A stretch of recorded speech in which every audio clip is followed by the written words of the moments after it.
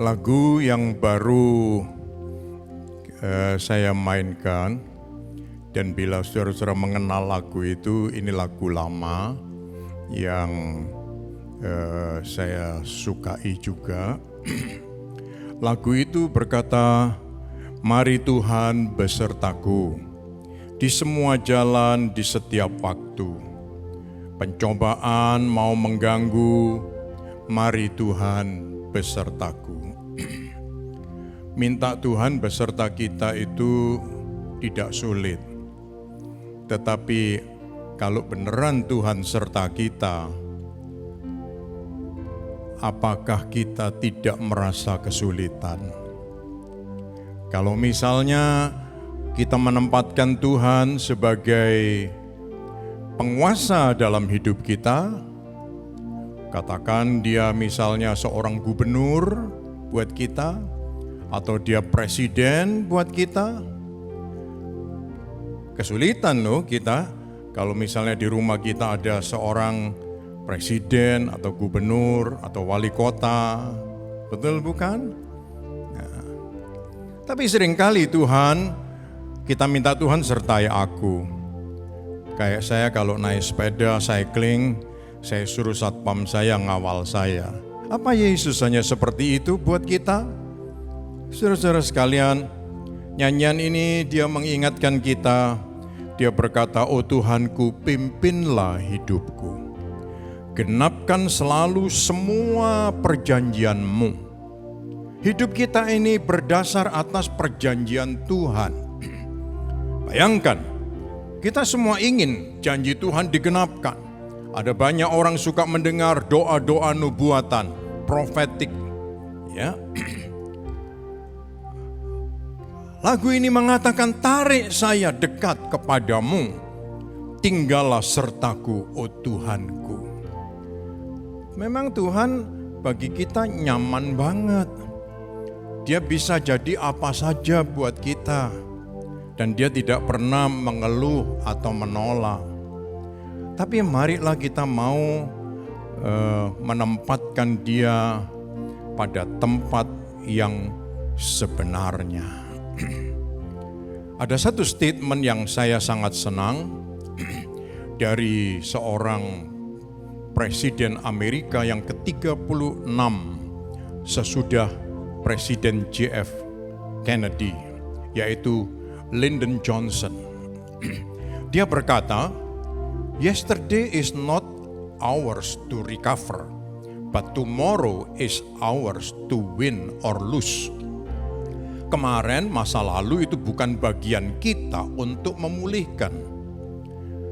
Tetapi besok, masa yang akan datang adalah bagian kita untuk menang atau kalah.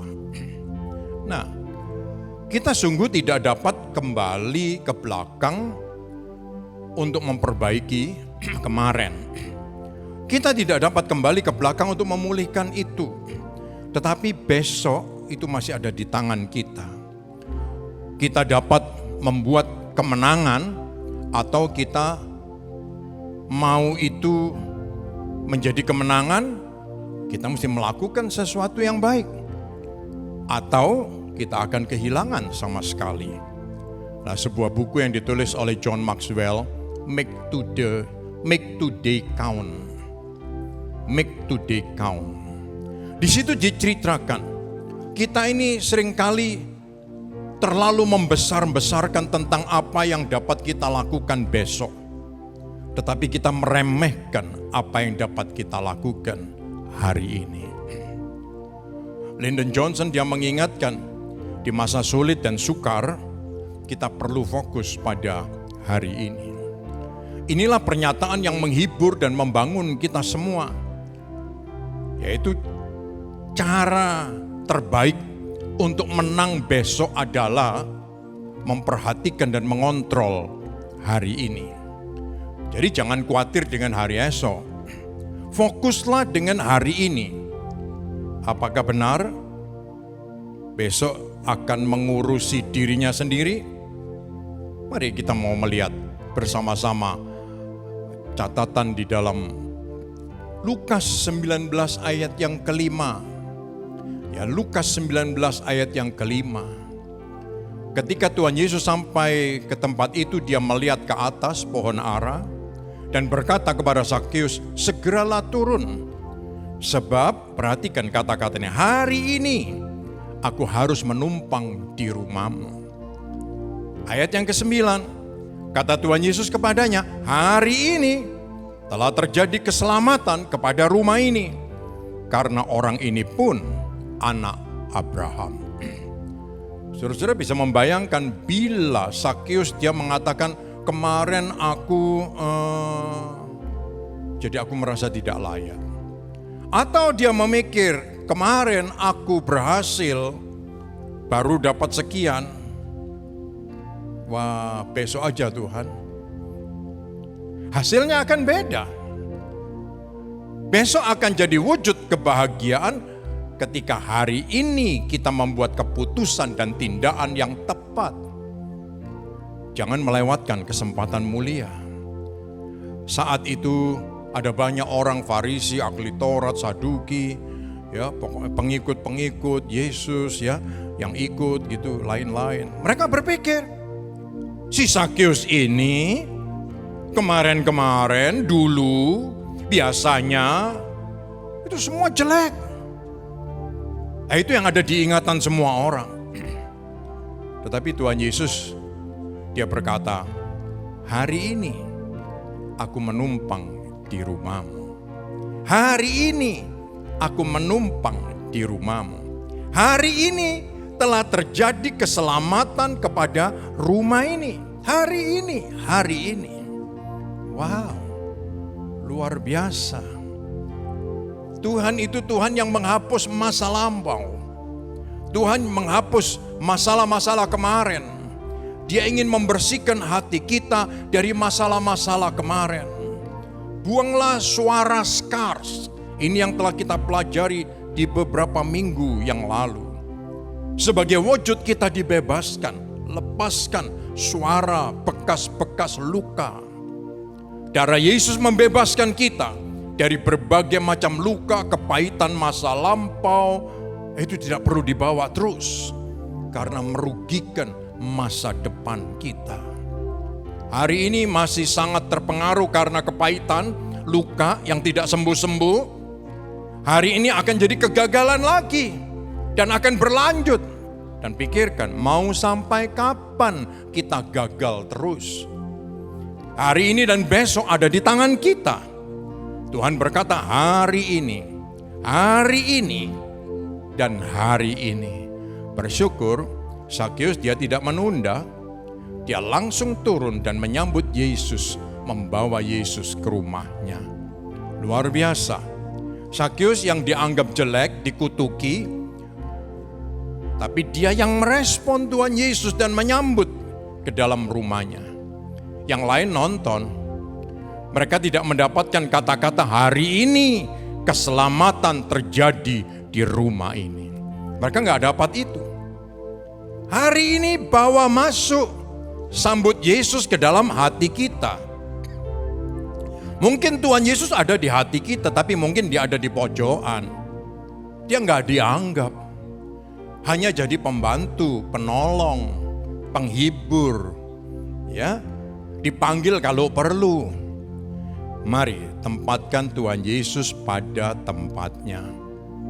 Apakah dia menjadi penguasa tunggal dalam hidup kita?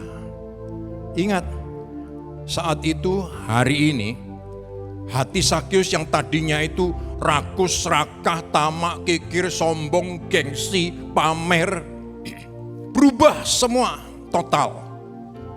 Tuhan Yesus tidak atau belum ngajarin kalau bertobat harus begini, harus begitu. Kemarin dulu hati lama Sakeus itu yang bikin dia dicaci maki dan membuat cerita hidupnya jadi jelek. Tetapi hari ini dengan dia menerima Tuhan Yesus di hatinya, hatinya jadi baru. Dan Sakeus dia berkata, separuh dari hartaku aku lepaskan. Yang aku tipu aku kembalikan 4 kali lipat. Dan orang-orang miskin akan aku bagiin mereka semua. Lihat saudara-saudara, hatinya berubah 180 derajat, utara, selatan, timur, barat begitu. Ya. Yang dengar hanya Tuhan Yesus dan Zakeus. Ya. Yang lain hanya membuktikan tindakan baru dari seorang Zakeus. Masa depan ada di tangannya. Dia mendapatkan selamat hari ini. Sebab itu, seperti dikatakan Ibrani 3 ayat yang ke-7, Roh Kudus mengingatkan, pada hari ini jika kamu mendengar suaranya, janganlah keraskan hatimu. Kalau ada pesan ini, apakah ini untuk saya? Tentu. Untuk siapa saja, untuk kita semua, yang lama, yang baru, Kristen, bukan Kristen, tetaplah peka dengan suara Roh Kudus untuk apa yang harus kita kerjakan hari ini. Kalau ada seorang teman menyapa, menegur, memanggil, mengajak, menjelaskan ini dan itu, ingat, mungkin itu suara Roh Kudus. Jangan kita mengeraskan hati kita. Hari ini menentukan kemenangan untuk besok. Kontrollah hari ini. Besok ada di tanganmu. Buatlah kemenangan. Kita berdoa. Tuhan Yesus memberkati setiap hati kami. Kami mengundang Engkau ke dalam hati kami. Beradalah sebagai penguasa tunggal dalam hidup kami. Tuhan, kami capek dengan hidup yang lama. Kami ingin hati kami bisa cocok dengan Tuhan. Sehingga ketika kami mengundang Tuhan, mari Tuhan besertaku, itu akan menjadi pengalaman yang sangat mulia. Karena Tuhan beserta kita. Apapun yang menjadi tujuan kita tidak akan pernah gagal. Karena Tuhan beserta kita. Memberkati anak-anak-Mu, membuat mereka melihat kemuliaan yang telah tersedia di depan mereka. Karena Tuhan beserta kita. Dalam nama Yesus kami berdoa. Amin.